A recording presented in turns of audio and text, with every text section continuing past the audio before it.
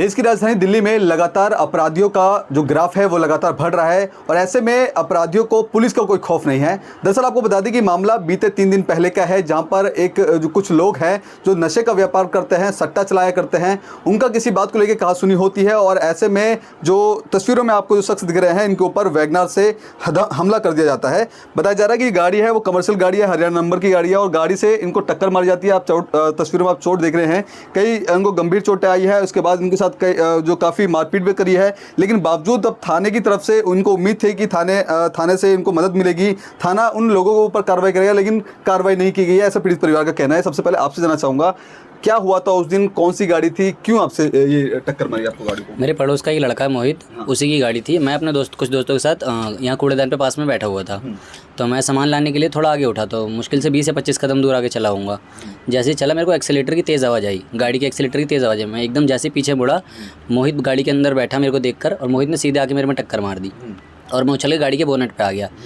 उसने गाड़ी रोकी नहीं, सीधा खींचते हुए लेके चला गया मेरे को। मैंने गाड़ी का वाइपर पकड़ रखा था आगे, सर मैं उसको बोलता रह गया मोहित भाई छोड़ दे, मोहित भाई छोड़ दे। उसने छोड़ा नहीं, अंदर से सिर्फ बैठ के हंस रहा था वो।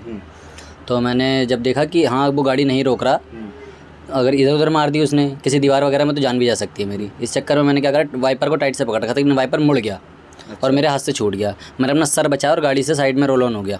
अच्छा, जैसे ही गिरा और वो अपनी गाड़ी लेके सीधा निकल गया। अच्छा, इसके पीछे का विवाद के हम जाने कि आखिरकार गाड़ी से टक्कर क्यों मारी है, क्या विवाद है इसके पीछे? मेरी उससे जाती दुश्मनी कोई भी नहीं है। हाँ, तो फिर ऐसी आपसे गाड़ी से टक्कर मारी? उसकी कोई चिढ़न हो सकती है मुझसे, कोई चिढ़ हो सकती है या किसके कहने पे मारा उसने। ठीक है, तो देखिए फिलहाल इनको जो चोटें हैं काफ़ी ज़्यादा आ रखी है। उनका कहना है कि कोई मोहित नाम का जो युवक है वो गाड़ी चला रहा था, उसने इंटेंशनली इनके ऊपर गाड़ी चढ़ा दी है और ये कई 100 मीटर तक ये आगे बोनेट पे लटके रहे थे, वाइपर पकड़ा हुआ था और ऐसे में किसी भी तरह से इन्होंने अपनी जान बचाई थी। इनके पिताजी हमारे साथ मौजूद हैं। क्या हुआ था इसके पीछे की अगर बात जाने तो क्या कुछ पीछे का विवाद रहा है जिसके वजह से ये आज ये जो उनको कारनामा करना पड़ गया? पीछे का विवाद सर ऐसा कुछ नहीं है, ये जुआ सट्टा और इन चीज़ों के ख़िलाफ़ मैं शुरू से लड़ता रहा। उसके बाद इनके काम क्या हैं वही करेंगे, फंसाना दूसरों को। इसमें कुछ पुलिस वाले भी इन्वॉल्व हैं, इनके साथ मिले हुए हैं। अच्छा, मतलब ये अवैध सट्टे का काम करते हैं और इसके खिलाफ आपने आवाज़ उठाई? जी जी। इसका जो नतीजा है ये झगड़ा हुआ? हाँ, अवैध सट्टा, अवैध टैंकर, मुर्गा की दुकानें, वॉशिंग सेंटर मेन सड़क पे और गांजे, बहुत सारी चीज़ें मैं आपको क्या क्या बताऊँ, इलीगल है सारा। और पीछे जो शौचालय है ना उसके पीछे कमरे बने हुए थे, उन कमरों में क्या क्या होता था अब या तो ऊपर वाला जानता है या तो वो लोग जानते हैं। हम लोग भी कभी देखे हैं, लेकिन अब कैसे बता दें आपको कितनी चीज़ें। तो यही सारी चीज़ें हो सकती है। मेरे बेटे के ऊपर जानलेवा हमला हुआ 16 तारीख को। मेरे ऊपर कुछ लड़कियां हमला करती है इन्हीं सट्टे वालों के घर की। मेरी बेटी 15 साल की है, उसको भी मारा जाता है। जब मैं 112 करता हूं तो ले जाके चौकी में मुझे बंद कर दिया जाता है। पुलिस वाले उल्टा आपको पुलिस वाले उल्टा हमारे ऊपर कार्रवाई कर देते हैं। जिन्होंने ये हमला किया था उनको कोई मतलब नहीं है, भगा देते हैं, जाओ जी। और इनकी ऐसी पुलिस से मिली भगत है कि ये 24 घंटे चौकी में बैठी रहती हैं। अच्छा, और सबसे खास बात है हमारी चौकी में कोई सीसीटीवी कैमरा नहीं है। अच्छा, कोई भी सीसीटीवी कैमरा नहीं है।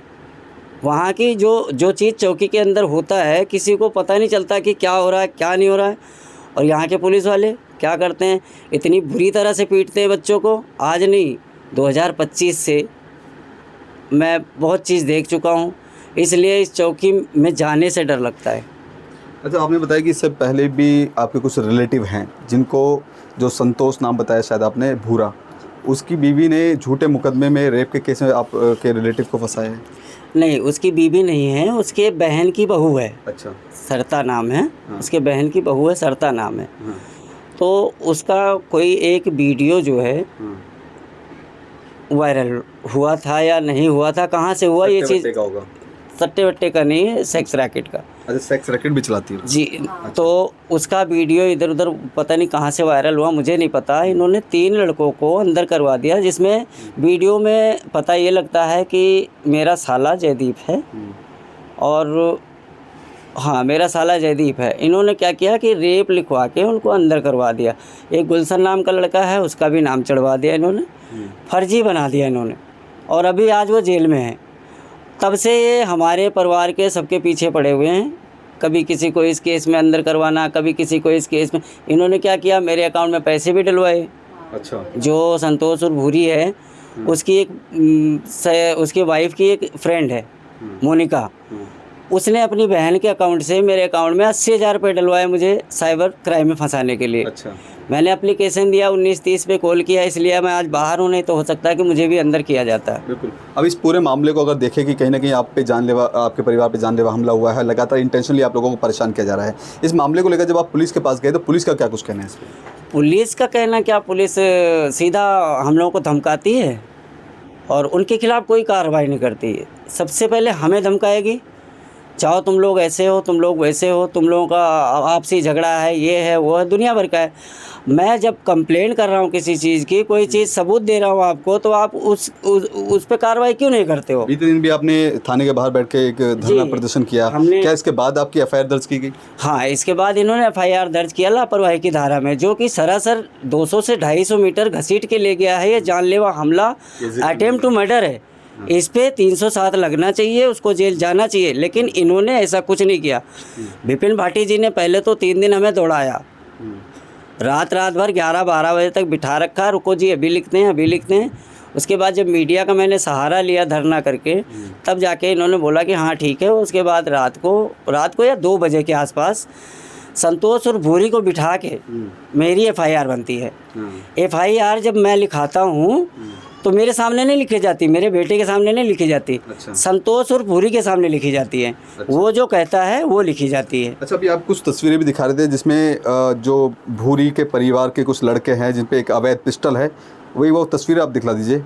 देखिए, आपको बता दें कि अब कहीं ना कहीं जो पीड़ित परिवार है डरा हुआ है, वह तस्वीर आप दिखला दीजिए। पीड़ित परिवार है अब डरा हुआ है।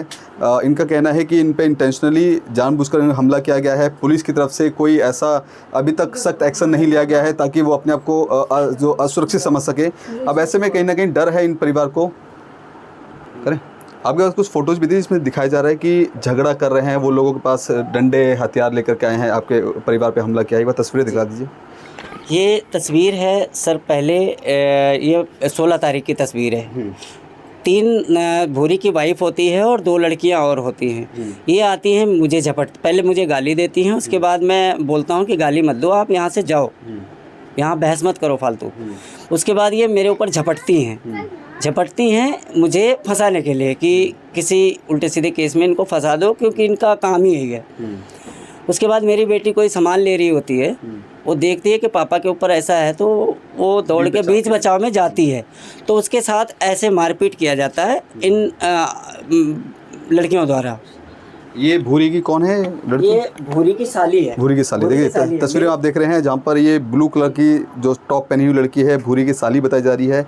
ये पीड़ित परिवार की बेटी है और इसको किस तरह से धमकाया जा रहा है दूसरी तस्वीर भी आपको दिखलाएंगे, जहाँ पर कुछ महिलाएं हैं वो हाथ में डंडा लेकर के इन पे हमला करते हैं, एक दबदबा बनाने की कोशिश करते हैं। पीड़ित परिवार को लगातार डराया जाता है और कहीं ना कहीं इनका ये भी कहना है कि जब हम मीडिया पे आ रहे हैं तो कहीं ना कहीं इनके लिए डर का खतरा भी है, लेकिन कहीं ना कहीं थाने की पुलिस को सुनिश्चित करना चाहिए कि हालांकि इस तरह की जो घटनाएं हैं इस इलाके में खासतौर पर देखी जा रही है, इस परिवार को लगातार टारगेट किया जा रहा है। इस इलाके में इस तरह के जो अपराधी हैं जो अवैध नशे गांजे का जो काम करते हैं वो सुरक्षित बैठे हैं और जो उसके खिलाफ आवाज़ उठाने वाला है वो कहीं ना कहीं डर के साए में जी रहा है। इनकी माताजी भी हैं, उनसे भी हम थोड़ी जानकारी लेते हैं। माताजी क्या कहना चाहेंगे? बेटे पे हमला हुआ, इससे पहले भी हमला हुआ, आपके परिवार के कुछ लोग हैं उनको झूठे मुकदमे में फंसा दिया गया, अब कितना डर लग रहा है क्योंकि आपके बच्चे हैं, छोटे छोटे बच्चे भी हैं? हम सेफ नहीं हैं, हमारा परिवार बिल्कुल दुखी है। हमें इंसाफ चाहिए, हमें इंसाफ मिलना चाहिए, क्योंकि मेरे बेटे की ज़िंदगी और मौत का सवाल था। अगर हमारे बेटे को कुछ हो जाता तो हम क्या करते, इसलिए हमें इन लोगों से खतरा है। दिल्ली पुलिस से क्या कुछ कहना चाहेंगे? जो आप आईओ का नाम ले रहे हैं वो कार्रवाई नहीं कर रहे, तो दिल्ली जो इस इलाके के जो डीसीपी साहब हैं हेमंत तिवारी जी, उनके लिए क्या कुछ कहना चाहेंगे कि ऐसे पुलिसकर्मियों पर किस तरह से शिकंजा कसे और जो आप लोगों को इंसाफ की आप बात कर रहे हैं आपको इंसाफ मिले? मुझे इंसाफ नहीं मिल रहा है, ये पुलिस वाले कुछ भी नहीं कर रहे हैं। हम जहाँ भी जाते हैं हमें भगा दिया जाता है, हमारे साथ इंसाफ नहीं हो रहा है और ना हमारी कंप्लेन लिखी जा रही है कहीं। हाँ जी, चौकी के जो देखिए ये एक माँ है और इनका साफ तौर पे डर जायज़ भी है क्योंकि इनके बेटे पे हमला हुआ है और हमला जरा अंदाज़ा लगाइए, जब एक गाड़ी के से टक्कर मारी जाती है कई 100 मीटर तक वो इस तरह से गाड़ी के बोनट पर लटकता हुआ जाता है, अपनी जान बचाने की कोशिश कर रहा होता है। फिलहाल इस पूरे मामले पर दिल्ली पुलिस का रवैया आपने पीड़ित परिवार से सुना, उनका कहना है कि कोई ऐसा एक्शन नहीं लिया गया। एफआईआर भी काफ़ी जद्दोजहद के बाद इनकी दर्ज की गई, जिसमें भी मामला केवल एक्सीडेंट का दिखाया है, पूरा इंटेंशनली एक्सीडेंट का नहीं दिखाया गया। अब क्या कहना चाहेंगे, किस तरह का डर है और पुलिस से क्या कुछ कहना चाहेंगे? सर मुझे इतना डर है कि मैं अभी 15 दिन से 20 दिन से मैं काम पे नहीं निकल पा रहा हूँ। कब ये क्या कर दे कुछ पता नहीं है। पुलिस उनकी तरफ है। पुलिस में ये जो विपिन भाटी जी हैं, हिमांशु दुबे जी हैं और सुनील कुमार मीणा, राजेश कुमार मीणा और रणबीर कुमार मीणा, ये इन लोगों से मिले हुए हैं। ये लोग कोई भी उल्टा सीधा केस लगा के मुझे अंदर कर सकते हैं या मरवा सकते हैं, कुछ भी कर सकते हैं। और मैं ऊपर जो हमारे अफसर बैठे हैं पुलिस वाले, मैं उनसे गुजारिश करता हूं कि इनके जितने भी डिवाइस हैं इनके जांच होनी चाहिए, इनकी ये कौन कौन सी गतिविधियों में शामिल हैं, इनका पर्दाफाश होना चाहिए। मैं गुजारिश करता हूं इन बड़े अफसरों से, हाथ जोड़ के निवेदन है इनसे, लोगों से। अभी मैं कैमरे पे आया हूँ, मुझे इसके बाद और डर है। इसके बाद मेरे साथ क्या होता है, अगर कुछ होता है तो श्रीनिवासपुरी चौकी की पुलिस की मिलीभगत और ये जो गैंग है इनका, ये जिम्मेदार होंगे सर, अगर कुछ हो जाता हमारी फैमिली को तो। देखिए, ये पीड़ित परिवार है, इनका साफ तौर पे यही कहना है कि अब ये ऑन कैमरा आ चुके हैं, अपनी जो दर्द है वो मीडिया से बयां कर रहे हैं, ताकि इनको एक उम्मीद है कि शायद मीडिया के जरिए इनको इंसाफ मिल सके। जिस तरह से इनको लगातार झूठे मुकदमे की जो धमकियां दी जा रही है, झूठे मुकदमे फंसाया जा रहा है, मारपीट की जा रही है, तो कहीं ना कहीं अपने आप को सुरक्षित समझ सके। लेकिन पुलिस का रवैया इनका आपने सुन लिया, इनका साफ तौर पर कहना है कि मीडिया पर आने के बाद अगर मेरे पास किसी भी तरह का हमला होता है तो उसके जिम्मेदार इस इलाके की चौकी में जो चौकी इंचार्ज है, तमाम पुलिसकर्मी वो रहेंगे। और अब ऐसे में देखना होगा कि वाकई में जो अमर कॉलोनी थाने की पुलिस है, क्या पीड़ित परिवार का इंसाफ दिला पाएगी, क्या जो आरोपी है जो इस तरह की घटनाओं को अंजाम दे रहे हैं उनके खिलाफ क्या कुछ सख्त एक्शन होगा, ये देखना बेहद खास होगा। कैमरा पर्सन कमलेश कुमार के साथ मैं संदेश सक्सेना, पंजाब केसरी.com, दिल्ली।